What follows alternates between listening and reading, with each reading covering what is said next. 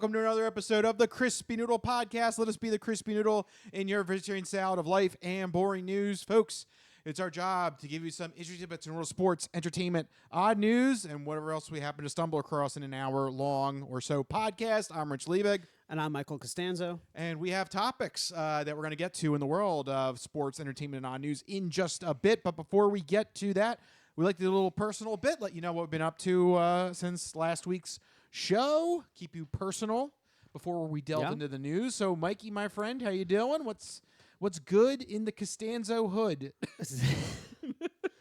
What's good is so two things this past weekend. First, I finished Jedi Survivor. Which was that was this past weekend, right? Yeah, that's right. Yep. I was like, when did I actually finish it? No. It was good. It was good. I'm not going to say too much because I don't want to spoil it for you. Right, I haven't done it yet. No, you haven't been there yet. I have a whole backlog of video games. You're working your way through, slowly but surely. You're getting there. I finished God of War. And that's the most important one. That's the most important one. Yeah. Like Jedi Survivor, I think God of War Ragnarok, I think it's safe to say, is much better than Jedi Survivor. However, Jedi Survivor was still really good. Excellent. I think you're going to love it. I think Star Wars fans everywhere out there will really enjoy it. You know, it nestles itself in that time period where we don't have a lot, from the movies in between episodes 3 and 4 from other perspectives. You know, this is a story that's completely separate from anything involving any Skywalkers, which is what I'm interested in. I kind of want to go outside the Skywalker saga thing. Right. So. You've been a proponent of no more Skywalker. You're kind of done with the whole thing. Yeah, and it's not because I dislike the whole Skywalker saga or, focusing a lot on that, but it's such a rich and vibrant and full universe that I just want to know more about other parts of it. Like, I'm tired of all the characters that are just constantly circling the Skywalkers and always like connected to them somehow. I want completely separate stories. There's an entire universe of planets and galaxies and stuff. Like, tell me another story. Yep. So that's why I enjoy these video games. Video games, because they occupy a completely different space. So that was really good. Highly recommend it. The other thing is I got a chance to randomly go up to the outlets in Limerick by the nuclear power plant. Yeah, you were out by my way. Yeah, it was funny as we're driving on our way up there. I'm like, we were only like 20 minutes from Jordan's parents and like 15, 20 minutes from you guys. I'm like, we're up in this area of the neck of the woods. Yeah, your neck of the woods. No, it was a nice little trip up there. They have a beef jerky outlet, which is fantastic. So got some weird meats. I'm a fan of the weird meats. One of our first things that we did on the podcast. We tried, what was it, kangaroo? Or was it octopus jerky? No, it was kangaroo. It was kangaroo jerky, yeah. I got camel this time. Oh, you got camel. So I'm excited to try some camel. I've had it before, but I want to have How's it your again. camel hump? It's humping. You know what movie that's from? No idea. Rush Hour. You ever see that? Oh, like when it first came out, like forever ago. Yeah, they go to Chris Tucker and Jackie Chan. They're first getting along. They go to like an authentic Chinese food vendor, and he doesn't know what to order, and he just I forget what he gets, but Jackie Chan gets camel's hump, and like the rest of the rest of the movie, he's like, "How's your camel hump?" Oh my god. He's trying to be an expert in Chinese food. Is that food. actually a traditional Chinese dish? I feel like that's not a traditional dish. I don't know, but it just just simply because he heard it from Jackie Chan, he's like, "Oh, okay, how's your camel hump?" How's your camel hump? I know. That's the baseline in how to judge a Chinese restaurant, according to is whether or not they serve camel hump. Yeah. Well, I will be able to tell you how the camel hump is after I have that jerky. I'm looking forward to it. It's a weird thing that I like to do is I like to find like weird exotic meats and sample them. So I did that. Finished Jedi Survivor. Went to the Limerick outlets. Bought some weird meat. That sounds like a good week. That was my weekend. What have you been up to? So I had the opportunity to go and check out the Eagles preseason game. Oh, last nice. Thursday. That's always fun to go head to the link and check out a game. It's first off always a good time to head down to the South Philly Sports Complex. Oh yeah. I there's something about me being like a Philly sports fan. It's just like my mecca.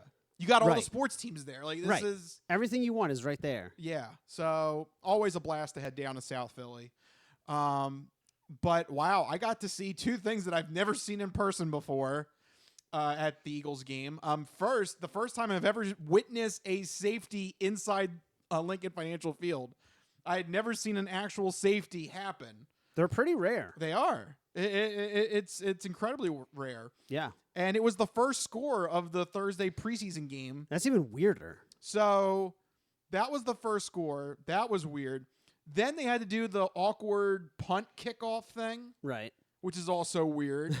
You know, like, I don't know. There's something weird about it. I feel like teams probably don't practice that like hardly ever. Yeah. They're like, when's this going to come up? Never. We don't got to worry about it. Yeah. Except. And then it happens. They're like, oh, wait, what do we do? Right. The once in a season it happens. Yeah. So that happens. And then the Eagles scored a field goal right away. And the score was like 3-2. And I'm like, what is this? This is like a soccer game. Is that a scoregami or no? That's only at the end. If it ended there, that would have been a scoregami. But like it was weird. It felt like a soccer game going on there. The score being 3-2. Yeah, soccer, or baseball, or some weird low scoring sport. Yeah, and then if I remember correctly, then I think the Browns scored a touchdown, and I think the Eagles scored a field goal, and it was like. Or maybe I got that reverse. I think I have it reversed because it ended up being like 8-5. I'm like, now we graduated to a baseball score. That is weird. Those are numbers you're not used to seeing on an NFL scoreboard. Yeah, you don't see a lot of like 5s and 8s and yeah. It was really bizarre that first half of preseason action. But I mean, that's what you get. The backups are in. You get the weird stuff in the preseason. Yeah. It's really all about the depth chart. They're trying to figure out who's going to make the roster and who's going to get cut. So I mean, that's really what it's about here in the preseason. But it just was weird to see that like in a football game. It was 3-2, then 8-5, and it's like, what? What the hell happened to my football? It's weird to see it at all, much less in person. I mean, you witnessed it happen, in person, live. Yeah. And then the icing on the cake, because it is a preseason game, there is no overtime because they don't want the players to get hurt. So the game actually ended in a tie. This is what the greatest thing about sports is. You play to win the game. Hello? You play to win the game. You don't play to just play it. That's the great thing about sports. You play to win. And I don't care if you don't have any wins. You go play to win. When you start telling me it doesn't matter, then retire. Get out. Get out. Get out. Yeah. That's right. That's the way everybody felt by the end of the night. Everybody just wanted to get out. Yeah, I mean, you're watching a game that has a safety in it, low-scoring game, 8-5. Yeah, I think the final score ended up being 18-18 was the final. That sounds so boring. Yeah, it was not good. It's preseason. It's preseason. You're watching second and third and fourth stringers. Yeah, and it was more about the fun of being at the link. Yeah. You're there for the food and the good times. Yeah. So, not to say I didn't enjoy myself because I did. Right. But yeah, the game itself could have been better. It's yeah. It's weird to see a tie in person. You're like, what did I just witness? That's like the two rarest things for an NFL game are safeties and ties, and you witness both in the same game in person. Yep. So I would have been supremely disappointed if I were there. I'd be like, "What the heck?" Yeah. What would you do if you actually went to an Eagles game and it ended in a tie? I think you would flip out. I would be so frustrated. I'd be frustrated that I sat there for like 3 hours to watch my team do absolutely nothing. If it were a regular season game, I'd be pissed. Yeah. Preseason, it's like whatever. Yeah. You just go get another beer and a soft pretzel. You're good. Yeah. But real game, don't even come at me with that stuff. All right. So there you go. That's what we've been up to this past week. But now let's get to the news at hand, and we're going to hit a couple of sports stories in the Sports Sampler. So you're not good at sports. It's a very small part of life. Sports. In your face. Ha ha! Sports coming at you in your face. And Mike, you have the information on more news about the blindside incident here from Yeah. The movie, the player. This is crazy how much drama is spilling here. We knew that it was going to get ugly, and it's continuing to just be an ugly affair. So we mentioned, I think it was last week, the news broke. We talked about how Michael Oher, former NFL lineman, was throwing around some allegations about his adoptive family. For those of you that don't know, The Blind Side is a book/movie about the real-life events of Michael Oher, who was a poor black teen who was adopted by a wealthy white family in Tennessee, and they helped him get his path on the straight and narrow and achieve his dream of becoming a football player.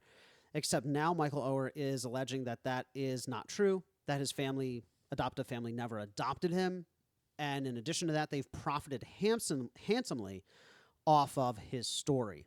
But now the family is speaking out against this. Their lawyers and the people in their circle are saying that Michael Oher is actually trying to shake them down for money, basically saying that he went to them claiming that he would plant a negative story about the family unless they paid him $15 million. That's what happened before he made these allegations. It was also reported, the family lawyer said that agents of the novelist of the book on which the Blind Side movie is based said the author negotiated a deal where the family received a small advance and a tiny percentage of the net profits, and the family insisted everything was divided equally. And the lawyers say that the paperwork will prove this. The most damning allegation, though, is that the family's lawyer also claimed that Oher has tried to do this several times before, and that other lawyers have stopped representing the former NFL player when they saw the evidence and learned the truth. Yeah. There's some pretty heavy things being thrown around here. Yeah, because that constitutes that this is like a cycle that he's been going through. Yeah, and it's upsetting for many different reasons. I feel bad for Oher in the fact that he was maybe led to believe that he was adopted and that he really wasn't. They placed him in a conservatorship, and he's still in that. They said that they'd be fine with lifting it, but it's odd that it's taken 20 years to do so, 20, 30 years to do so. But I also feel bad for the family now. If this is true, if this is just a constant cycle of him going after them, it's really sad to see that if at one point they were like a family unit, it makes you wonder, how long has it been since that all fell apart, right? And we just led to believe it's all Sandra Bullock and good times when it wasn't. So Nope. Not at all. But obviously, these are just allegations being thrown around by both sides. We don't know the full story, but I assume that if this goes to court, we will learn the full story. It's going to come out in the paperwork. There's going to be paperwork about who got what from the movie studios, right? Yeah. There's going to be accounts. There's going to be paper trails. Everything will be made known. Right, exactly. But it's just a messy, messy, ugly situation. Yeah. On another weird tangent here, actually, funny, I forgot to mention this, is I watched, there was a Netflix documentary about the Amber Heard, Johnny Depp trial. Yeah. Is that good? Yeah, it's all right. Okay. Yeah, it's just fun to relive it. It's only 3 episodes, so you can knock it out in a night. Right. But one of the things that I forget who it was. I think it was an expert lawyer or something, said one of the things that made us watch that trial so much was the fact that celebrities or people that are in the public space, they never want things to go to trial, right, because literally each side is going to dig up every single detail about the person at hand. Text messages, emails, bad pictures, yeah, stories, character assassinations, everything. So that's why it is the ultimate threat. Celebrities never want it to go to court. Right. So this situation, I can't imagine that either Oher or the family want this to go to court, because if it does, it's going to get bad. It's going to get ugly. Yeah. So I would have to, if I had to make my prediction, I would say at some point they're going to figure this out and settle out of court. But I don't know. So far, it's taken a weird turn after weird turn after weird turn. Yeah. I mean, who thought that all this would happen out of a 2009 Sandra Bullock movie? Yeah. She's not worth the turmoil. No. Side note about this that kind of broaches into like entertainment, but apparently people were criticizing her for not giving back her Oscar. But I'm like, she didn't have anything to do with this. Like, I understand, like... She made the family... Yes. Fake adopt this poor person. Right. So she could win her Oscar. That's exactly right. Yes. She devised the entire thing. Yes. She should be the one being punished. Right. Send that Oscar back immediately. When I saw that, people... Actually, I want SWAT teams burst into her house, kick the door down, take it back. That Oscar right now. Take Oscar back. But when I saw that, people were like... take Oscar back. Hashtag take Oscar back. Yeah. But like, it's crazy, right?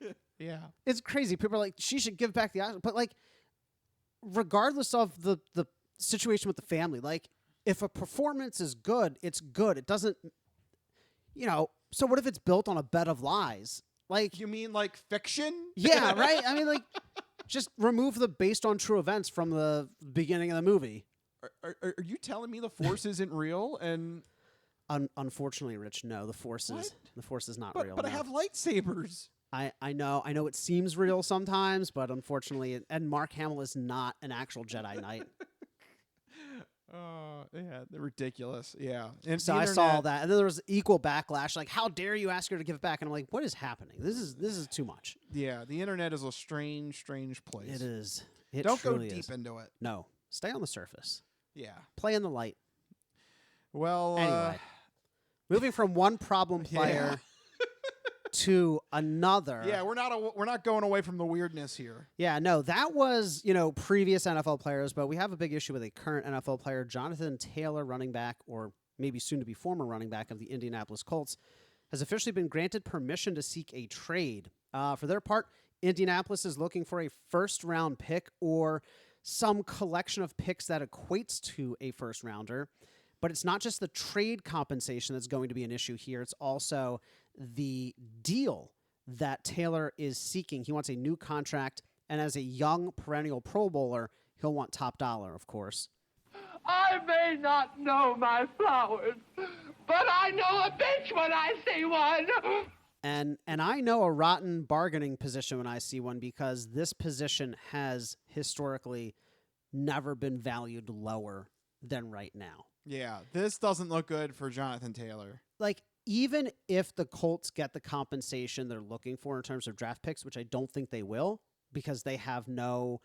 Yeah, everybody knows that... The relationship is completely and utterly broken. Like, they know... Everybody knows the Colts are now desperate to get rid of Jonathan Taylor. Right. People keep comparing it to Christian McCaffrey, but that was kind of like a surprise trade. Yeah. Like, McCaffrey wasn't... flew under the radar. He's like, I desperately want out of Carolina. That's not what was happening. No. The Panthers knew that they were tanking last season. Right. And they knew that they should stock up on draft capital. Right, exactly.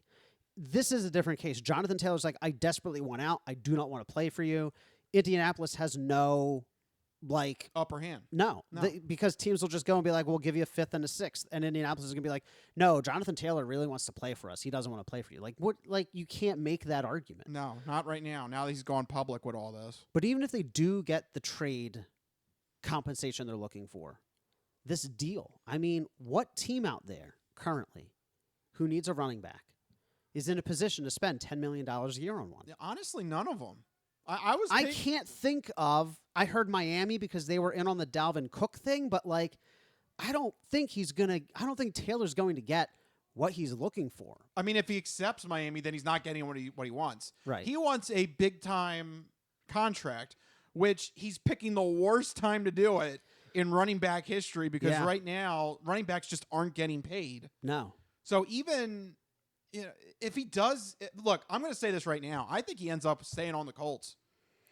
He may have to. Yeah. I don't see how the Colts are going to get the trade value necessary to actually facilitate a trade of getting rid of him.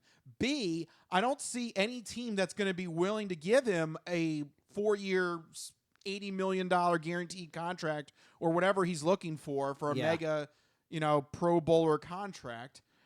And I don't know, just at this rate, I think it's just all bluff. I think the best move, unfortunately for Taylor, is he's going to have to suck it up, and I think he's going to have to come back to the Colts and prove another season, that Just have he a is stellar season and hope that free agency pans out. correct. Yeah. Because this is the last year of his contract. Yeah. So if he hits the he needed to have. Unfortunately, he has bad timing. He needed the MVP season that he had last season. He needed that this year. He needs to hit the open market with that MVP season. Right.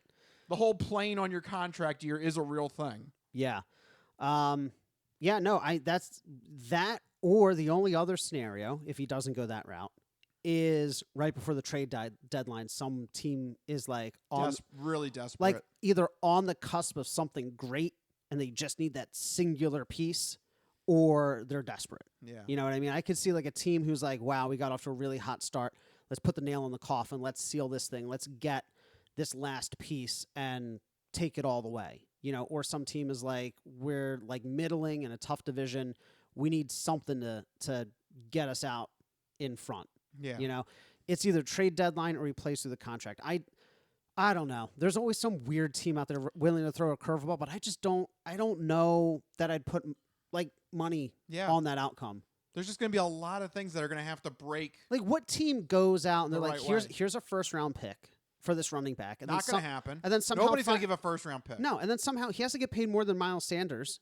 Yeah. He was 4 years, $25 million, good chunk of it guaranteed. So you have to find a team that's willing to shell out probably close to $10 million a year. Yeah.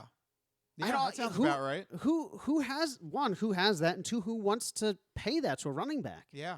It doesn't add up. I don't think it's gonna work out the way Taylor wants it to.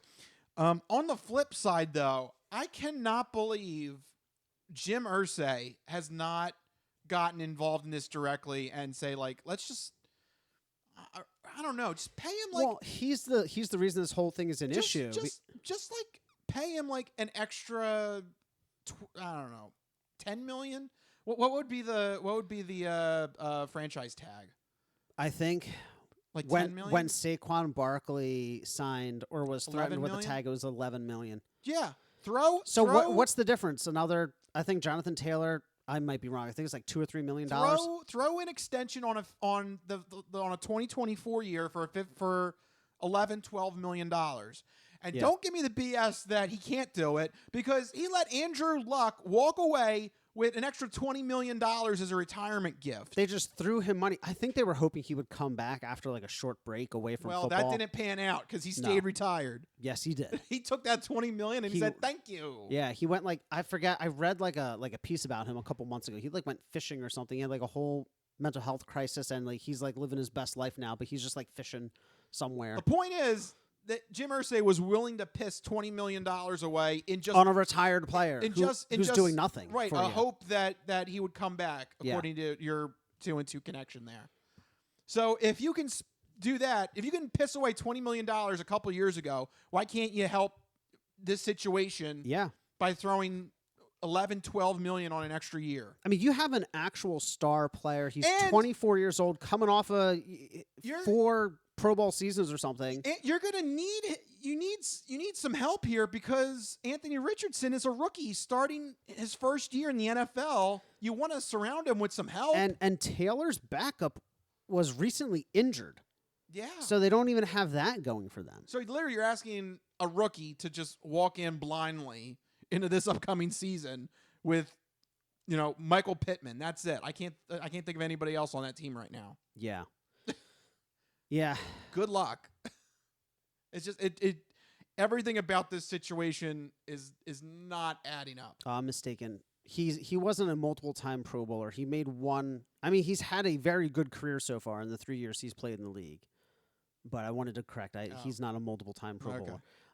I thought he'd been in the league longer. Then I realized he was only 24. He's young. Yeah, he's young too. He's young. The problem though is that the relationship with the Colts is just broken. Like, I don't think they can repair that just by throwing money. I mean, maybe we've seen weirder things. I mean, Saquon Barkley was all up in arms about the Giants. They're like, here's an extra $500K. He's like, cool. That's all I wanted. So, I mean, maybe they meet halfway here, $7-8 million, just play the rest of the year, keep quiet. we'll go our own way. Throw him a frickin' bone. Maybe that'll help. Try it out. See if it works. I don't know. I feel like it's getting to the point where that bridge can't be mended. Look, here's my thing. Let's say he gets traded. Again, we went over who actually would get him. But also for the Colts, you're literally asking Anthony Richardson to just walk into his first season with only Michael Pittman Jr. as his primary weapon. Like, yeah. Oh, that's rough. The Indianapolis Colts for so long relied on Peyton Manning and then Andrew Luck to single-handedly make them the only relevant team in one of the worst divisions in the entire league. It is one of the worst. You have a team that moved and an expansion team. Yep. No, actually, two expansion teams because the Jags were an expansion team in the mid-'90s and Houston was an expansion team in the early 2000s. Yeah. So you have a team that moved states and two expansion teams, and then the Indianapolis Colts. They have been coasting so hard. It's time to wake up and play actual football. Yeah. So, I don't know. I just think the only realistic solution is Taylor's going to have to come back. I don't see a trade happening. I don't know. But never say never because there are some ridiculous things that happen. Yeah.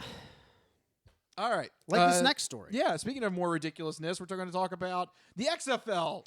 Yeah. So specifically the XFL and how their rules could impact the future of NFL kickoffs. So all football fans know that there is a problem in the NFL with concussions and specifically concussions on kickoffs. It seems like every other year they change the rules to try and limit concussions on kickoffs. Yeah. First, they placed the kickoff starting from the 35, which led to a lot of touchbacks. Then they, what else did they do? They moved the touchback from the 20 to the 25. Correct. So now it's more incentivized to take a knee in the end zone. Then teams decided to start doing pop-up kickoffs, right, to kick it outside the end, just short of the end zone, which, again, led to more concussions. So it's this constant tug of war with, concussions and the NFL trying to come up with more and more rules that are getting to the point where it's like, maybe we should just get rid of the kickoff. Yeah. But nobody wants that. Fans don't want that. Players don't want that. Coaches, nobody wants that. So what is the solution? Well, they're looking at all the numbers and they realized that the rules that they've implemented to reduce concussions, they're working, but not really. They reduced the number of concussions. That was a great sentence. I don't know. The only thing I could think of is it sounded like a little bit like Negan there. By practically, you mean not really. Yeah. So Negan for example, infiltrated the sports sampler. This is Negan doing the sports. By practically, you mean not really.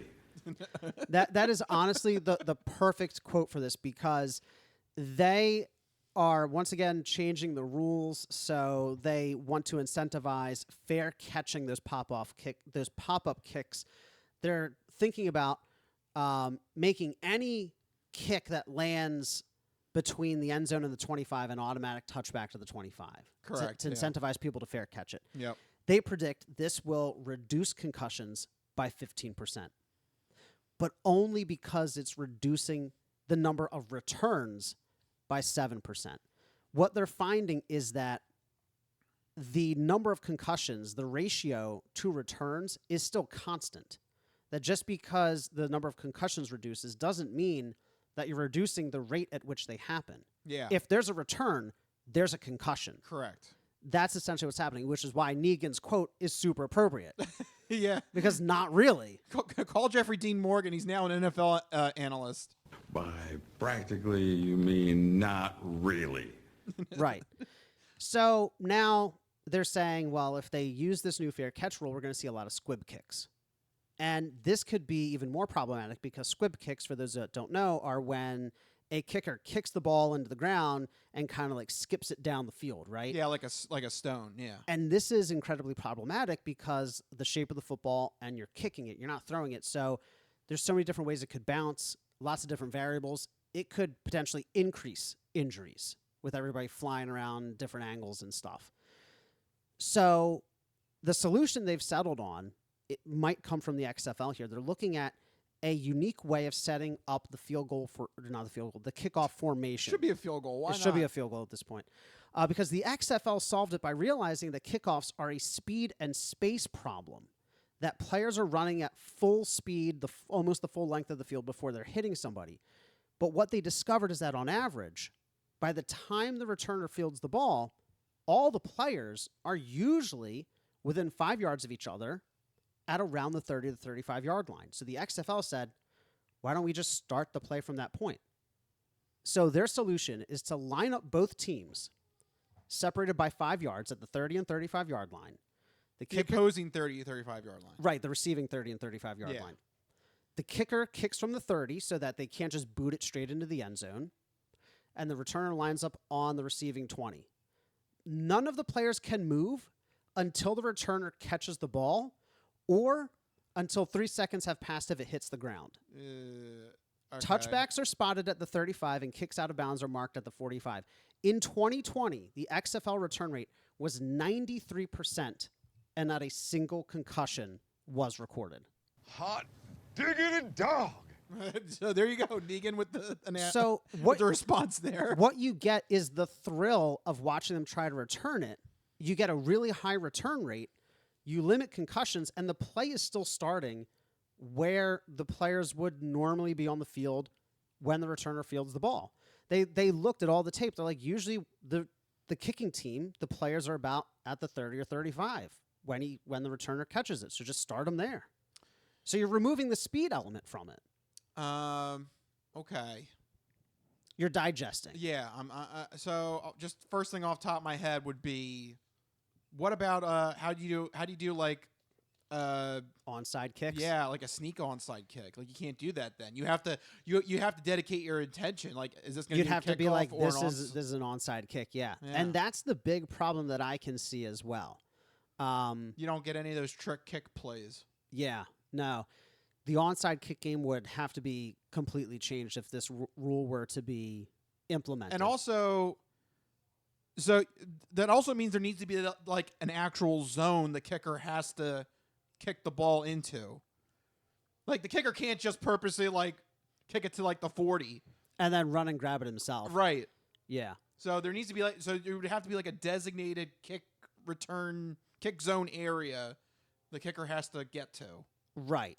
I guess that would also have to be implemented. Like it has to make it past a certain yard line in order for it to count, I guess. Right. So that's if it doesn't make it past that 5-yard demilitarized zone, then they have to do it over or something. Yeah. So that's a little weird. I wonder if onside kicks are you just pop it up into that area. What into the into no man land? Into the no man's land, into the DMZ. Yeah, it's like a DMZ. I mean, wouldn't that work? Or I mean, they could also really specific for a kickoff. Now too, this is the XFL rules, so they're not implementing this as is. But like, I'm wondering in my head if we could see the NFL is going to try and tweak it, variations of this. So instead of starting them, back at the 30 or the 35, they might start them at like the 40 or the 50. So they're reducing some of the speed, but not all of the speed. Gives them a little bit more field to work with. Maybe potentially still have the potential for an onside kick if you kick it into that no man's land, because technically either team can receive the kickoff. The only reason onside kick is kicked so short is because that's where your team lines up. But if the teams are both lined up within 5 yards of each other, hypothetically, again, neither team can move until it hits the ground. That's 3 seconds. That's also weird too. How are you going to announce it's been 3 seconds? Like, there's not really. You have like a foghorn or something. Yeah, I don't know. Yeah, so I think. How do silent snap counts work? It's just something teams are gonna have to train on. So there's definitely things to iron out. Right. There's definitely issues with going this way. But I'm gonna go on the record and say this is way better than eliminating them or constantly changing the kickoff every 2 years to make there be more and more touchbacks. Because in 2022, the touchback rate was over 60%. Yeah. And that's just not fun. Yeah, boring. It's either 60% or like a life-ending concussion. And those are your two options. And I don't want to watch either of those things. So, I'm willing to deal with, some modified rules here to see returns again, but also in a safe and responsible way. I think it's a cool concept. It needs to be tweaked, but I think it could be an interesting concept. All right. So we'll give you any updates if the NFL decides to go the XFL route, but they are looking into it as it seems.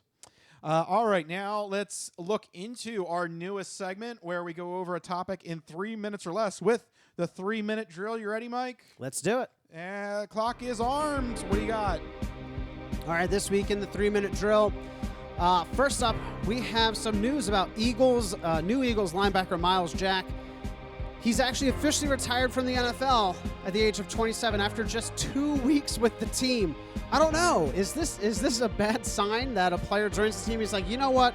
I'm done. It was a little alarming, but apparently he was already contemplating retirement. Yeah. It wasn't the fact that he signed with the Eagles. He reportedly wanted to enter a trade either for plumbing or electrical work because he enjoys working with his hands. So it's not like he's just joined the team, he got the Philly. He was like, you know what? This sucks. Yeah, no, it wasn't that. It's not that at all. In fact, it's probably quite the opposite. He was brought in to compete for a starting linebacker role, but reports out of training camp say that second-year linebacker Nakobe Dean and free agency signee Zach Cunningham have, grown in leaps and bounds. They are solid locks to be starters for the linebackers. And then you have a growing list of hybrid rushers like Hassan Reddick and Nolan Smith, just, further pushing Myles Jack down the depth chart. So I think this was kind of a retirement of, you know what? I was thinking about it already. They've got 5 guys ahead of me. Why don't I just call it here? Yeah. And go work on some pipes. Yeah, and I think when you find yourself in training camp and you're already going down the depth chart. Yeah, as a veteran too. Yeah, you're at the end of your rope. Yeah. So, it's a funny headline, retires after 2 weeks, but the writing was kind of on the wall, and if nothing else, it says that our linebacking group might be one of the best groups we've had since probably the Super Bowl run. It seems like Nakobe Dean and Zach Cunningham are coming into their own, and it looks like there's going to be a lot of unique looks with lining up those defensive ends as linebackers down on the line all over the defense. So, weird to see a player go after 2 weeks, but promising for our team in general. Yeah, he was also the last remaining person on the Saxonville Jaguars team that went to the AFC Championship game.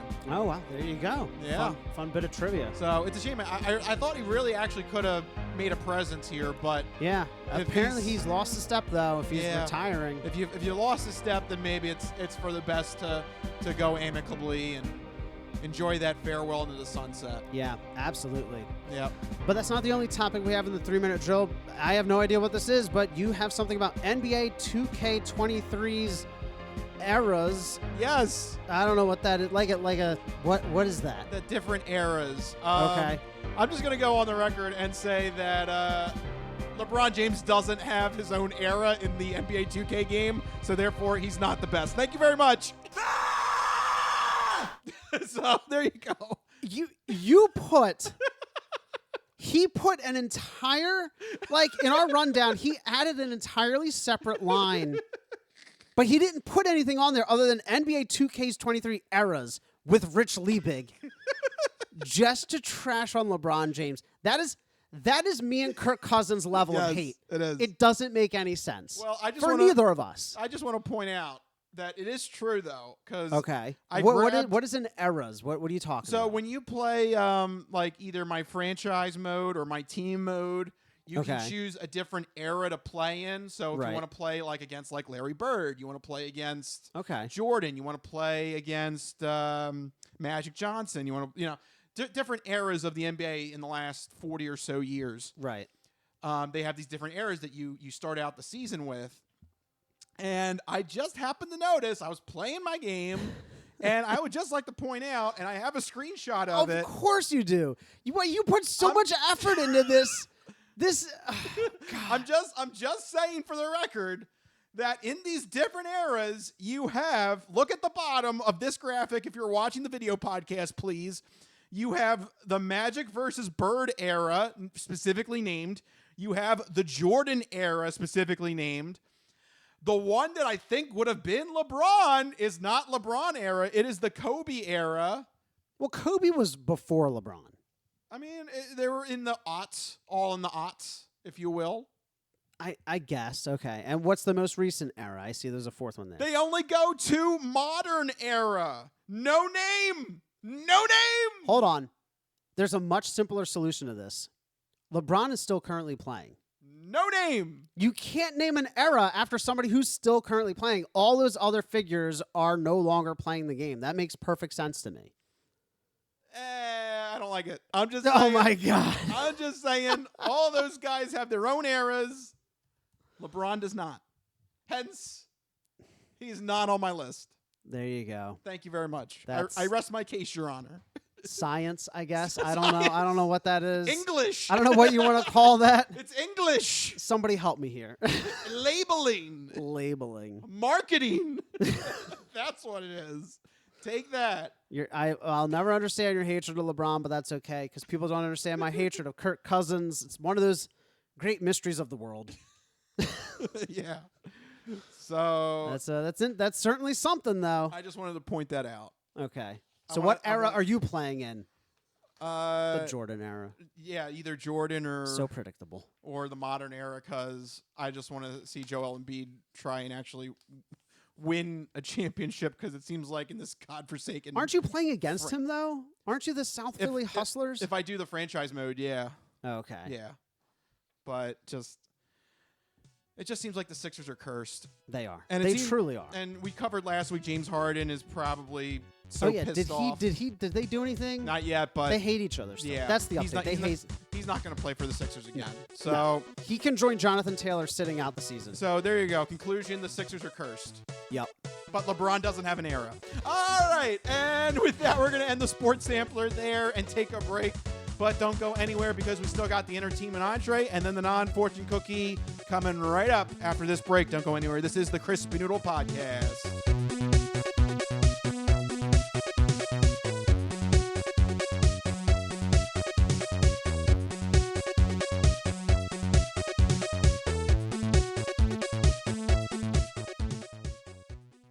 Ready for the weekend?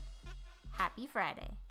Hi, my name's Marie, and I'm an artist who's been making Happy Friday doodles every week for over 7 years. And now you can own my art collection in this Volume 1 and Volume 2 art series. These doodles span across multiple themes, yearly festivities, various countries, languages, and more. Both coffee table books have something for everyone and are the perfect conversation starter or gift for a friend. Really, anyone who enjoys a good weekend. Available on Amazon, Ingram, BookBaby, Barnes & Noble, and more. Visit happyfridaydoodles.com/books and get your copies today. Let's celebrate the best day of the week. Happy Friday.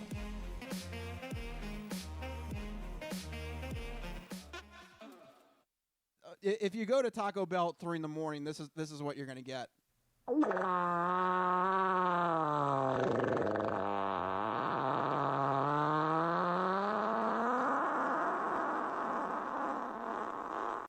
Yeah, that clip is already coming into play. Yes, already. So there you go.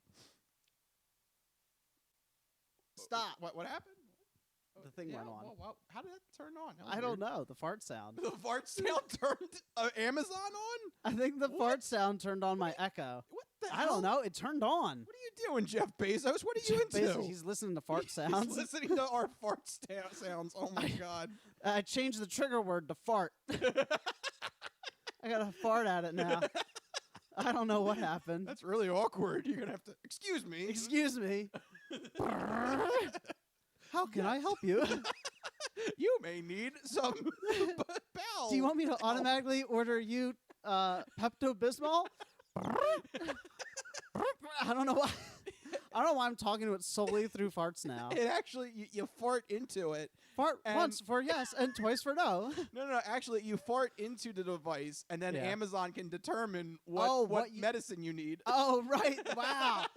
That's next level right there. Or what you've been eating and what you want to reorder. I detect Cheetos. Would you like to subscribe? Would you like a bulk order of Cheetos? Ooh, yes, please.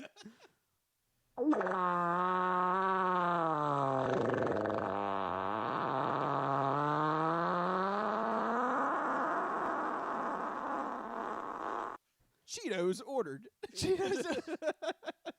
That story took a turn. Yeah. Cheetos ordered. Okay. All right. There you go. The latest from Jeff Bezos and Amazon. It's amazing technology, I tell you. Yeah.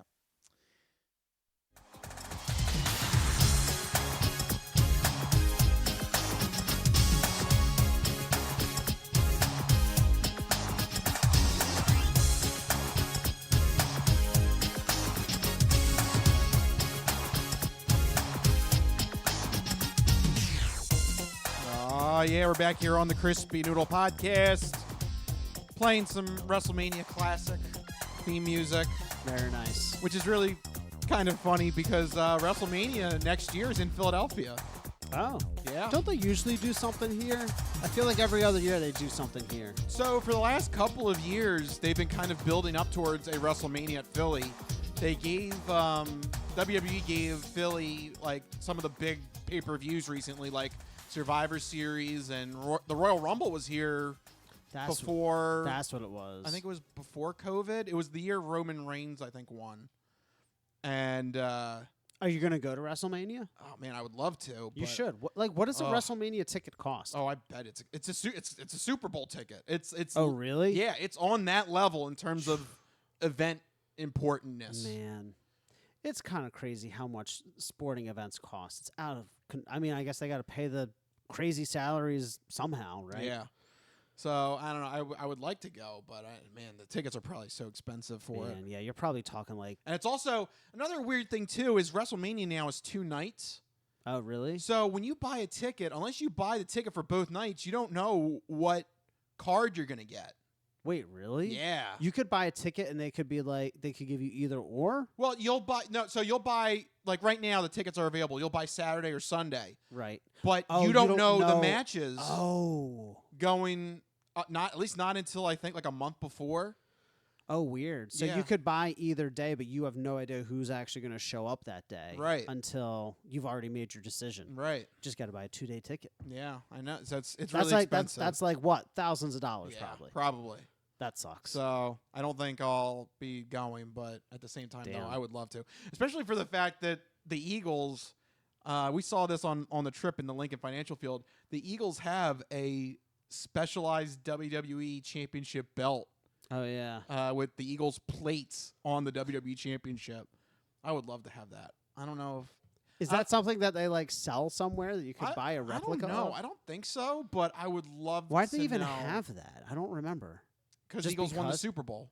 So they got the... They got a... It's a tradition. The WWE sends the winner a belt. Oh, okay. Yeah. Got it. Yeah. We could have had another one if it wasn't for the damn Chiefs. I hate the Chiefs. Damn it. Nah, I mean, they're fine. Whatever. Yeah, look, it was Andy Reid. I'll let Andy Reid get He's won one. enough, though. At this point, yeah, he's won enough. Like, the first one, everyone's like, oh, yay, good job, Andy Reid. I'm like, and I was there, too. But now I'm like, all right. Yeah, he's got 2. He's going to go in the Hall of Fame. He's good. Yeah. Thank you very much. Cool your jets. He's got his. Everybody on this podcast knows I was a big Chiefs and Andy Reid supporter up until they won the Super Bowl against us. Even before that. Yeah, now you're good. That's it. No more goodwill. That's enough.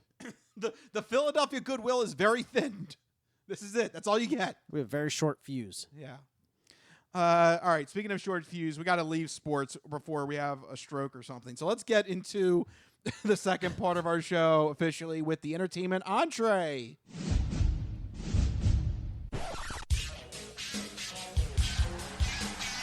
And now, the latest in movies. The Simpson guy writes to movies. Dear Die Hard, you rock.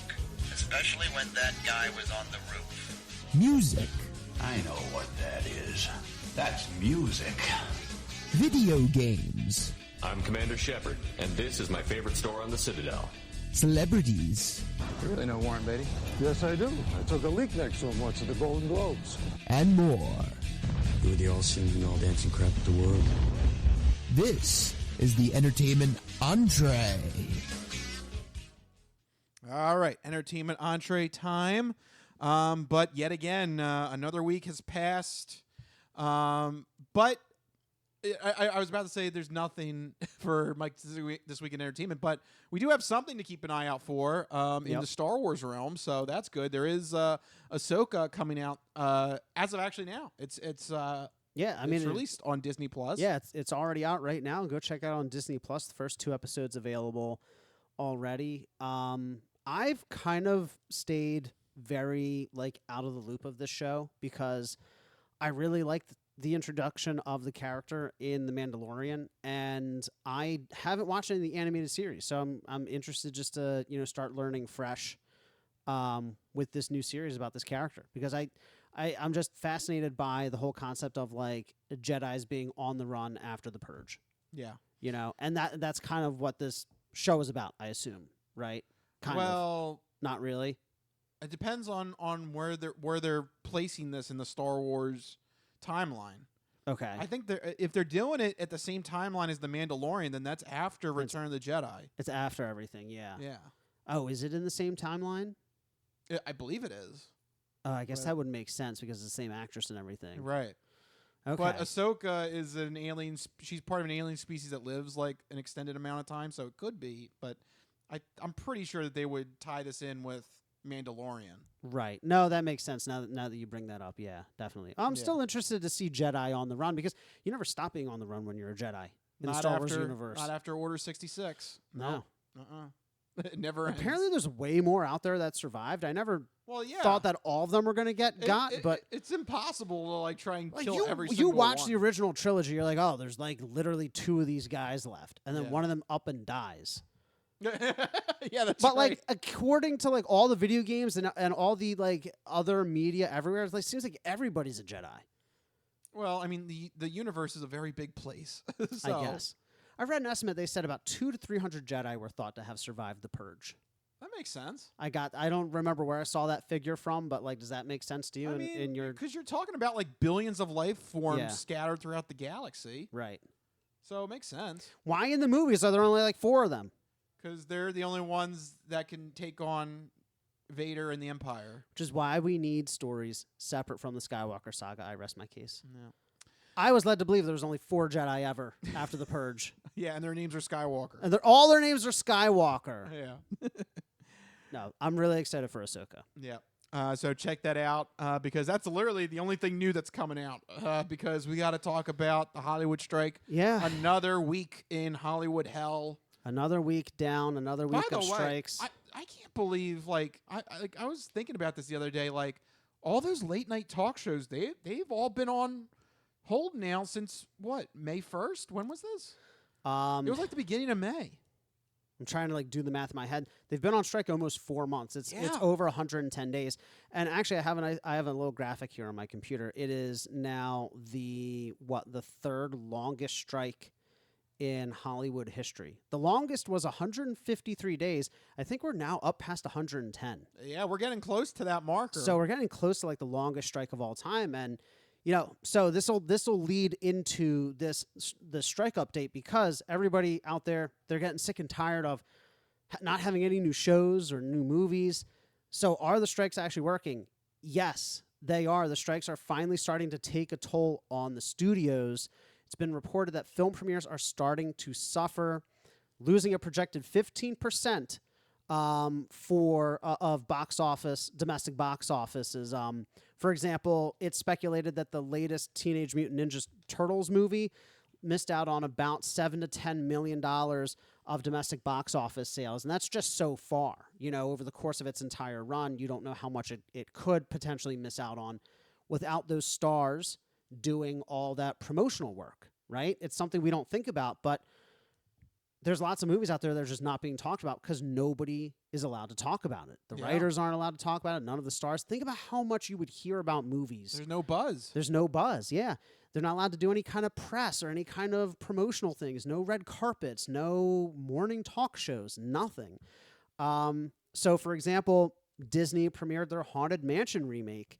They premiered it at Disneyland, and they had the park characters walking the red carpet because there's no one else to walk the red carpet. And they were like, oh, it's fun and whimsical. But it's weird when you have like Cruella de Vil walking the red carpet for a ghost movie and not the stars from the movie. Yeah. You know, that doesn't make any sense. No, the studios are like, it's getting harder and harder to pretend, right, that everything is hunky-dory. But the real problem, though, of course, is the dollars and cents. And right now, it's estimated that the strikes have cost the city of LA about $2.5 billion. Woo! Yeah. So B. it's B, billion with a B. It's also, sorry, that's Los Angeles County, which I'm assuming is just the city, but I'm not actually sure.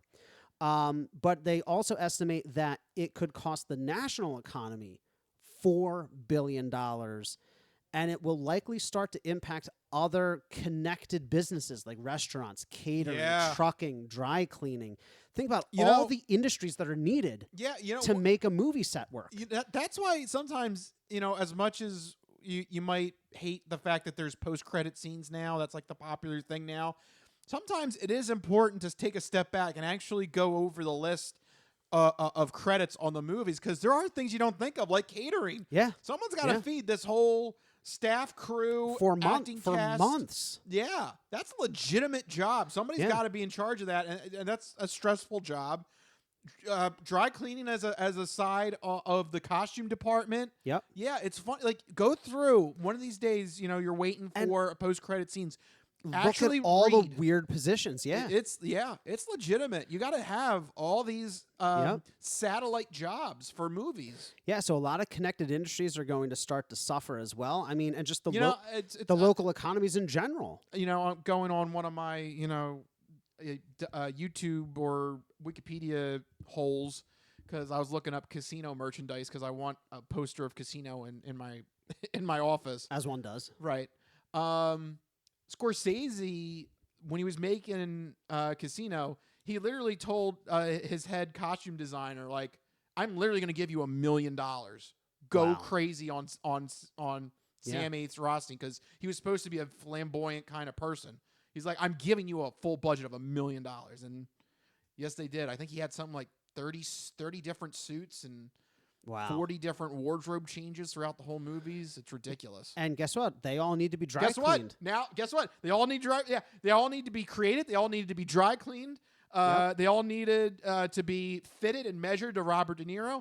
Well, guess what? That is all just silent right now. Yeah. Yeah. Because of this strike. Absolutely. So, my question is, I wonder when these local economies, these local governments start to speak up on the issue as well, because I can't imagine that LA County's like, it's totally cool. We've lost almost $3 billion in 4 months. And also the national economy losing billions of dollars, because we have to remember it's not just LA, it's all these towns where there's theaters. It's all the filming locations, Albuquerque, LA, New York, anywhere that they do a lot of filming. I know they do a lot of filming in Georgia. Yeah, Georgia. So it's not just LA, it's not just the studios, it's these local economies, these local governments as well. I would love to see them come out on the side of the actors and the writers. We'll see where they actually, come down on which side of the line, but this is getting to be pretty ugly, pretty serious. I mean, we haven't had a double strike, I think it was since 1980. Yeah. And certainly not this long. And experts are saying that this could still, they anticipate it to last double or triple the length of the previous strike from 2007 and 2008. That strike ran for about 100 days. We're out over 110. I mean, could you imagine another 90, another 3 months, potentially even longer if it lasts triple the length, an entire calendar year? That would be devastating. Yeah. I hope you guys have things to watch in your queue, because this may take a while if that's the case. Time to dig into that backlog. Yeah. But it is for a good cause. When we hear the numbers, it's shocking. That's the point of the strike, is to make it shocking so that those studios will get off their asses and do what needs to be done and pay the creatives They're responsible for making the amazing content that we enjoy. Yep. Because without them, we literally have nothing to talk about, and because we have nothing to watch. So, everybody wants to. Our mics, your mic this week in entertainment's going to have to be. What did I miss in entertainment or something soon? I may have to in the coming weeks. It is drying up quickly. Other than video games and the odd show like Ahsoka, it's all reality TV or weird super obscure crappy indie movies. I Gran Turismo came out this week, but I don't care. I'm not going to support them by talking about that movie with them not paying the writers and actors, so they can go F off. Yeah, tell them, Mike. Yeah. Well, that's not the only update we have.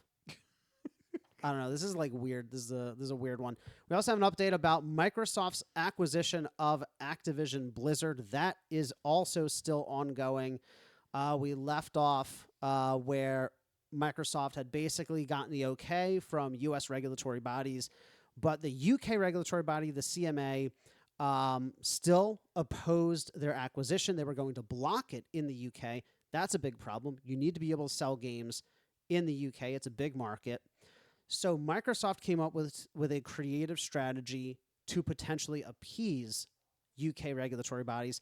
They're transferring the PC and console streaming rights of Activision Blizzard games to Ubisoft, meaning that Ubisoft will have the ability to make the games available for streaming on other consoles, on PC, on non-Windows operating systems if they choose to. That means that technically the release and availability of the games are no longer, again, technically exclusive to Microsoft Cloud platforms, that you can hypothetically be a Ubisoft Plus subscriber and stream those games from Ubisoft. So Microsoft made it clear in this new deal, and again, they're saying all this to gain approval from these regulatory bodies. They're saying, hey, we can't control the licensing terms of Ubisoft, our rival, and they can also monetize it however they want. They're like, Ubisoft can make money off of this, whatever, we get a small cut, but they decide how to make it available, where to make it available, and what to charge for it.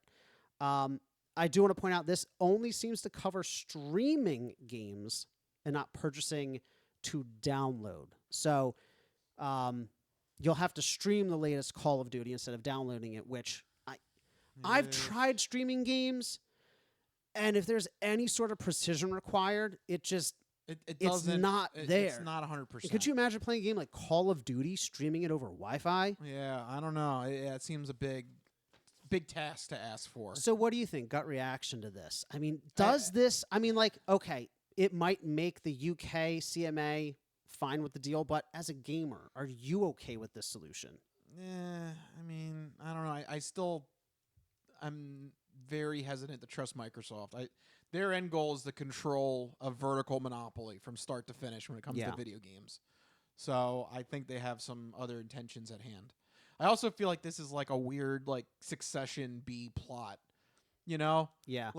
Because in the last season of Succession, they're using Madsen was trying to suggest using an American CEO to appease the American government. That's literally what's happening here. I feel like this is an inverse version of it. Ubisoft, from Succession. For what it's worth, Ubisoft is a French company. Yeah. So they're using a French company to appease the UK regulatory bodies. I don't know if that's quite a one-to-one comparison that I'm trying to draw there, but no, you're right, though. There does seem to be, because imagine what's happening behind the scenes, right? Microsoft isn't going to be like, oh, Ubisoft, please, here, have this. Right. You're welcome. Yeah. No.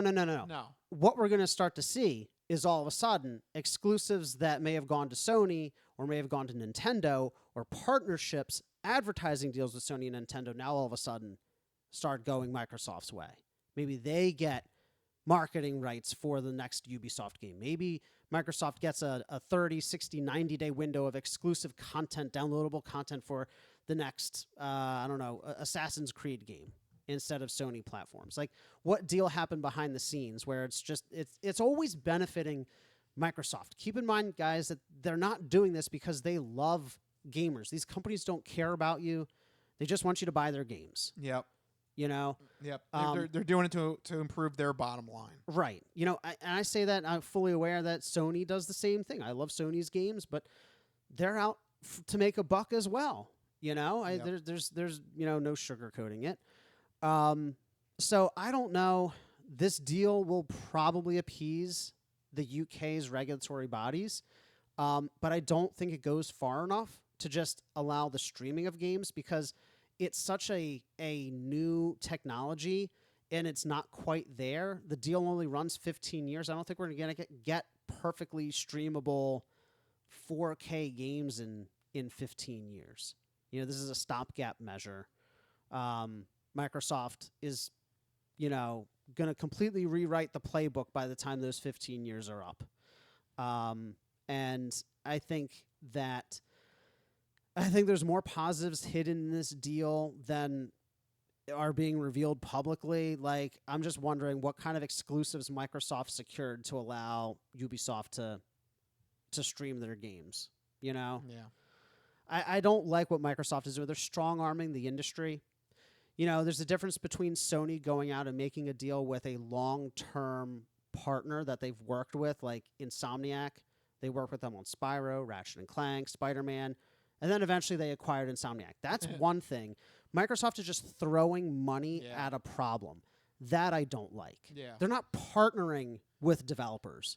They're just gobbling them. Yeah. If you can't work with them, just buy them out. Yeah. So I don't know. There's a right and a wrong way to make acquisitions. I think Microsoft is doing it the wrong way. All right. Well, we'll have to leave it there and see where they go from this point. But for right now, we got to switch gears and go to our third and final segment. Folks, it's time for the non-fortune cookie odd news. We've been talking about cool and its ramifications and how it applies to the hip scene. But maybe you could give us some examples now of the opposite of cool, uncool. Just exactly what is uncool? My nipples look like milk duds. Holy shnikes. It's time for the non-fortune cookie odd news. It's not of this world. I don't know exactly what it is or what it's doing, but this is not human intelligence, okay? It's not human intelligence we're facing. How you doing? Me? I'm doing great. Manda bastards. I don't make this stuff up. I'll take a pound of nuts. That's a lot of nuts. That'll be $4, baby. You want fries with that? I seen the celery dance across the baseball fields. You had me at Meat Tornado. No, go past this part. In fact, never play this again. Okay. What does that mean? And now it's time for the non-fortune cookie odd news. So sit back, get everything you need to get from the kitchen. Be sure and empty the bladders. Go to the bathroom because you're in for hell, right?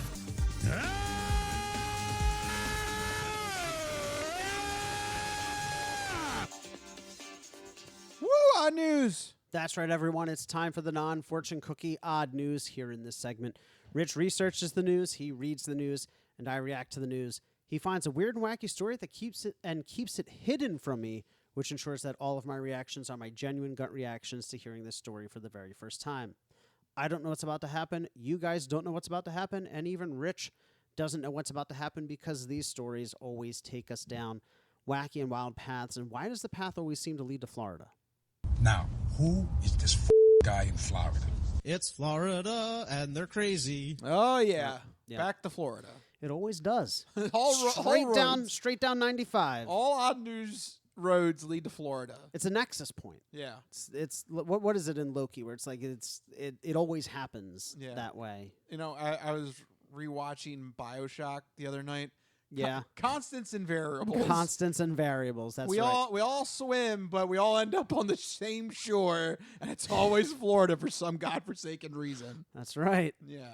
So what is this variable with the Florida story this week? All right. Well, boy, just I don't know. People are just different in Florida because built different. Yep. Because I'm just that pretty much gives away the story in the first sentence. After taking a sex toy from a shelf at a Florida adult novelty store, a woman decided to remove her clothes and began using the device on her, according to cops.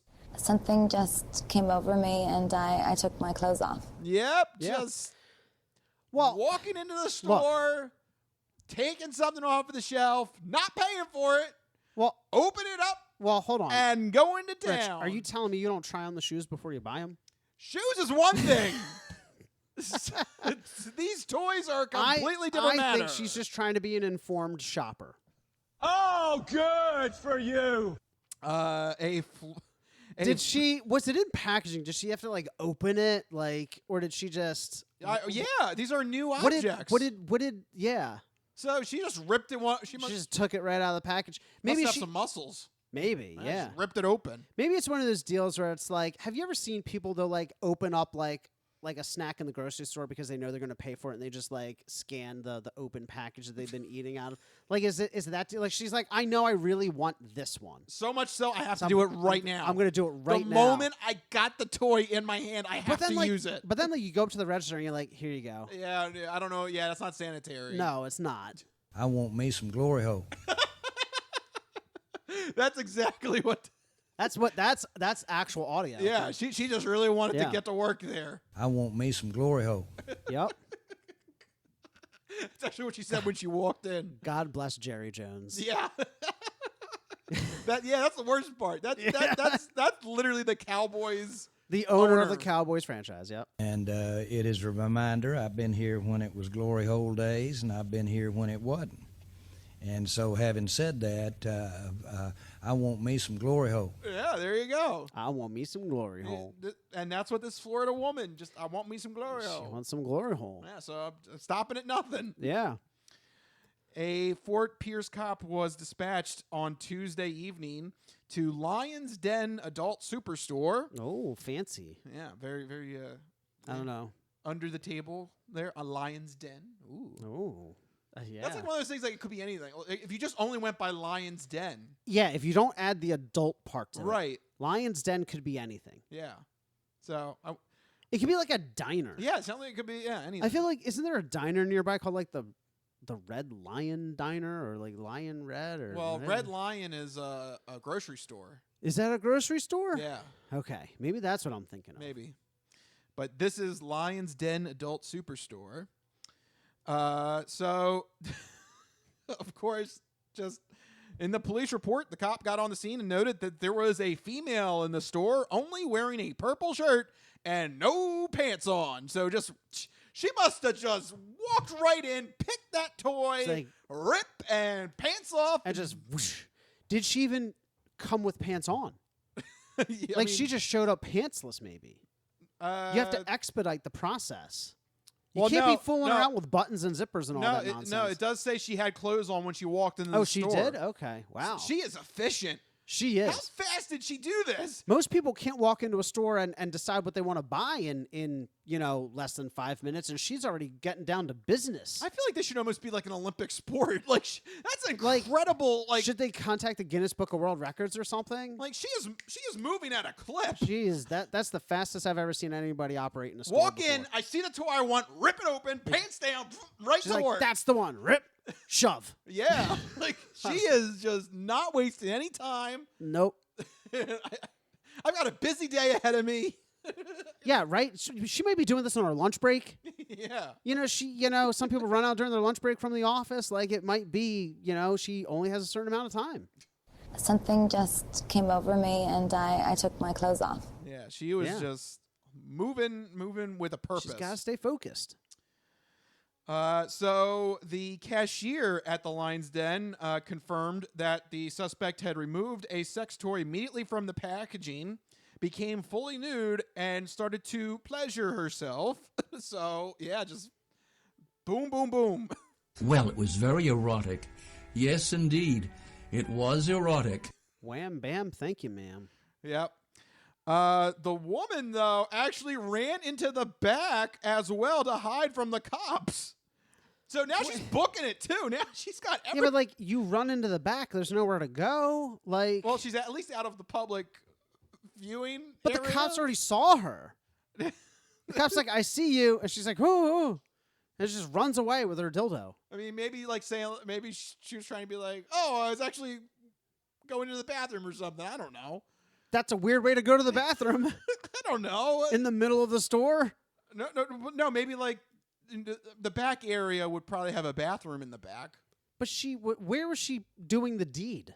Was she in the front of the store? So initially she was, and then she went to the back. Oh, so you're saying that she's like, oh. I think when the cops got on the scene, she was like, oh, sorry, cops. I know you need to arrest me, but I just got to go to the bathroom real quick, kind of thing. Yeah, or I don't know, trying to be like out of sight, like, oh, I wasn't in public, or I don't know. Trying to figure out. I don't think know. I'm trying to come up with a logic here. I don't think you can make it right though. The cops, they like walk into the store, like, oh, excuse me, ma'am, are you busy? She's like, yes, actually, quite. Also, I'm just curious, what was it? Does the story say? Yeah, the actual toy. It was a pink-colored penis-shaped sex toy. That's what it says in the police report. She's going the dildo route. They don't have the brand or anything. Darn. Boy, you're really disappointed in that. You wanted to research that? I wanted to know if it had like some kind of weird, grotesque name or something, but I want me some glory hole. Yeah, I like Jerry Jones glory hole. It's Jerry Jones's glory hole. Oh God. Oh, that sounds awful. I want me some glory hole. That's what it is. Give me the Jerry Jones special. Yeah. He'll treat you right back in those glory hole days. Oh, when it was and when it wasn't. And it is a reminder, I've been here when it was glory hole days, and I've been here when it wasn't. And so having said that, I want me some glory hole. Yeah. Oh, man. So cops officially were able to ID her. She is 36-year-old Teresa Stanley. She made it all the way into the back and actually had continued to use the device in an office chair. Okay. So the cops show up. She's like, oh, no.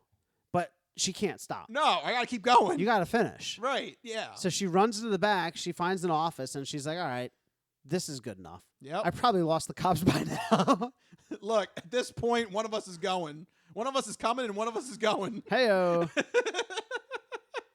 I just love the fact that she, like, ran maybe, like, 20 feet, and she's like, lost him. That's good. When the cop appeared in the back, she, quote, stopped making use of the toy and dropped it on the ground. Okay. She was booked into the St. Lucie County Jail, where she's being held in lieu of a $1,500 bond. For the folks that are watching the podcast, I do have a mugshot, and she is very happy. She is really... She had some fun. So, like, for those of you not... $1,500 well spent. Yeah, right? So, for those of you not watching, she's smiling with her eyes. Like, come on, man. That's some eye smiling right there. She's happy. Yeah. That's the happiest she's ever been in her whole life. I can almost guarantee that she lives in Florida. Yes, she does. That is the happiest she's ever been. That might be the happiest mugshot we've ever had on the Crispy Noodle. I think so. She is legitimately fulfilled. There's not a care in the world right there with that mug. Was all that cost $1,500? Sold. Sold. I'll get home and write you a check, officer. Wow, I was not expecting that. Yeah, she definitely had a enjoyable time. She was charged with theft and indecent exposure. But not lewd and lascivious behavior? No lewd and lascivious. I don't know. Damn, these Florida cops going soft. Yeah. Maybe they just thought, indecent exposure was enough. Okay.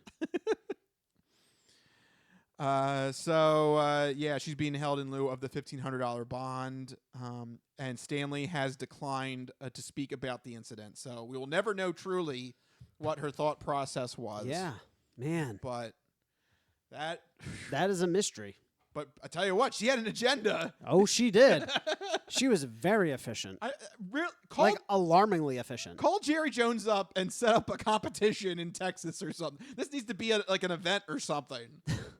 That actually takes some skill. You gotta be speedy, but you also have strength to rip the thing open. She walked in, she found exactly what she was looking for. You gotta be decisive. You gotta know what you want. Exactly. It requires good decision-making skills. She found her preferred toy. She hulked the packaging open. Yeah.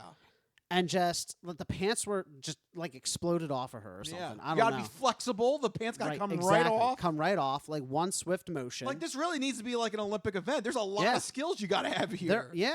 Dexterity, accuracy, decision making, flexibility. Sounds like a D&D campaign. It really, you gotta level up your stats. This needs to be a D&D campaign. She rolled a natural 20. Like that was for the first half. For the first half. Yeah. Second half, she rolled a 1. Yeah, it didn't end well. She ran like 20 feet, and she's like, "All right, lost him. Now I can continue." All you do is run into the back office. Yeah. Why did she think that was going to stop the cops? Sounds like a video game tactic. Yeah, right. Just hide in the corner; they won't see you. Like she thought if she ran to the back house, to be like, "Whoa, where'd she go?" We don't see her anymore. Right. She's just waiting for her star level to decrease. Yeah. It sounds like a GTA. It's like me hiding in the bushes in GTA. Yeah. It's a Grand Theft Auto tactic. Yeah. The bushes, man's best friend. Yeah. So there you go. What a lovely individual and a lovely story. Yeah. Look, tell you what, you say that jokingly, but she is really happy. She feels lovely. She is happy to make our acquaintance and be on the Odd News this week. She is beaming. Yeah. Beaming. She is thoroughly satisfied. She's smiling with her eyes, man. I'm telling you, she is she is thoroughly satisfied. I think I'm pretty confident saying that is the happiest mugshot we've ever had. I think so. I don't think we've ever had a smile that big for a mugshot. No, never. She's like weirdly happy for having just spent $1,500 on bail. Yeah, there you go. You're in Florida. Why not? Hey, man. There's something that happens when you cross that Florida state line. It's true. It's true. It's a different world, different rules, whole different ball game. Yeah. Yeah. It is a lawless, godless country down there in Florida. Yeah. We've had people just walking around with cruise missiles. Yep. People having guns up the hoo-ah. I remember one time somebody had like a whole pancake breakfast in the middle of an intersection. Yeah, that's right. Do you remember that one? He set up a little table. I don't know why that popped into my mind. Like, wow, that's a good callback. Yeah, that is a deep cut. Yeah. I mean, God, we've had so many from Florida. Like an alarming, like a stupid amount. Didn't somebody throw an alligator through a window? Drive-through window, yeah. That's right. Honestly, at this rate, we have so many Florida stories. We could start an entirely separate podcast of just Florida odd news stories. Yeah. Like if you go back through the catalog. Yeah. It's crazy. Insane. It's unhealthy. Don't go to Florida. It is. No, I'm serious. You're putting your mind and your mental and your physical health in danger. You're going to become a different person if you travel the state lines to Florida. I've been there a few times. I almost lost myself. Yeah. Look at you. You changed. You shot a machine gun. I went to Florida, and for the first and only time in my life, I wore a pink button-down shirt with shark print on it, a straw fedora, and I shot machine guns. Yeah. And then I came back, and I went back to my normal ways. Like, there's something about that. you cross that panhandle, and it's just like all bets are off. You don't know what's going to happen. Yeah. You could lose yourself. And we've had other stories too of people that have traveled to Florida like for a trip or for vacation, and they go crazy. It's the heat. It scrambles your mind. Yeah. But they're not crazy back home. Yeah. No, they're like perfectly normal every day. Just like a solid 5 out of 10 on the sanity scale. Yeah, and then when they go to cross Florida, that border, forget about it. Yep, I don't know. There's something in the air or the water or both. There needs to be more research done on this because it is alarming. I have a theory that it's peninsulas. Did I tell you this theory? Sure, go ahead. I don't know if we have time for this. We got a couple minutes. Look at all the peninsulas in the world. People from peninsulas are a little out there because they're hanging off the edge. Italy's a peninsula. Would you say a lot of us Italians are crazy? We're a little crazy. Okay. Am I right? Look at Korea, the Korean peninsula. Look at what they're doing out there. Okay. Florida. Just think about it. I just named 3 right there. You got 3. All right. I can't think of another one off the top, but think about peninsulas. All right. Your homework assignment next week is I want you to come up with a list of peninsulas. Top 10 craziest peninsulas. By Michael Costanzo. Look, if the entertainment strikes last that much longer, we're going to have to resort to listicles. That's what we're going to have to do. There you go. Next week on the Crispy Noodle podcast, Top 10 weirdest peninsulas. Mike's top 10 weirdest peninsulas coming to you next week on the Crispy Noodle podcast. I expect that. You can't get that kind of hard-hitting news anywhere else. I expect MLA citations, Mike. Absolutely. So make sure you get that in order. That's your homework for this upcoming week. Yes, Professor Liebig. All right. But very good. Very good. Here we go. But on that note, we do actually got to start wrapping this episode up. We have done a lot. We've traveled the realms of sports, entertainment, and odd news because that's what we do. We're on the Crispy Noodle podcast. That's our job. And we hope you enjoyed. And if you did, help us out. Make sure you support us on all the social media platforms, Facebook, Instagram, X, Twitter, whatever they're calling it. But most importantly, make sure you have a way to get the podcast sent to you every Wednesday. We have 3 main ways of doing that. You can do that on YouTube, where you hit the subscribe button and you'll get every episode sent directly to you in the video feed. We also do Facebook Watch, so you can watch us right on Facebook if that's easier for you. But also the big way is on Spotify. We are officially on Spotify. The video podcast is on there. But most importantly, you can put Spotify in the background and therefore listen to us as an audio-only podcast. And therefore, again, you can take us on the go with you through Android Auto and Apple CarPlay. So you can take us on the go if you dare venture into the Florida state lines, because you're going to need help. It is dangerous there. You need something like the Crispy Noodle podcast to help you get through it. That's why there's so many ways to check out the Crispy Noodle podcast. But if you need to get in touch with us individually to let us know how your trip to the netherworld of Florida is. Yeah. Or any peninsula. Or any peninsula, really. Because I have a theory cooking, okay? Let Mikey know if you travel to a peninsula. Send me your peninsula facts individually on whatever Twitter's going by these days. I'm at Mikey Costanzo, MikeyCostanzo. And I am at Rich Liebig, RichLiebig. Find us on X, Twitter, whatever it's called. But send us a message. Send Mikey a message about Peninsula. Send me odd news. And it'll all be gravy from there. But for right now, we got to officially wrap this up. This has been the Crispy Noodle podcast. Let us be the Crispy Noodle in your vegetarian salad of life and boring news. That will do it. We'll see you guys next week. See you guys later. Bye-bye, all you fine peoples. Good night.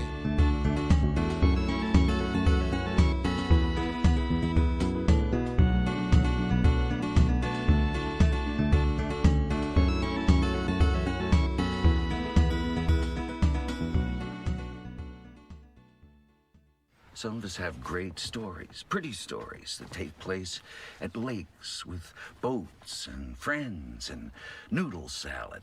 A lot of people, that's their story. Good times, noodle salad.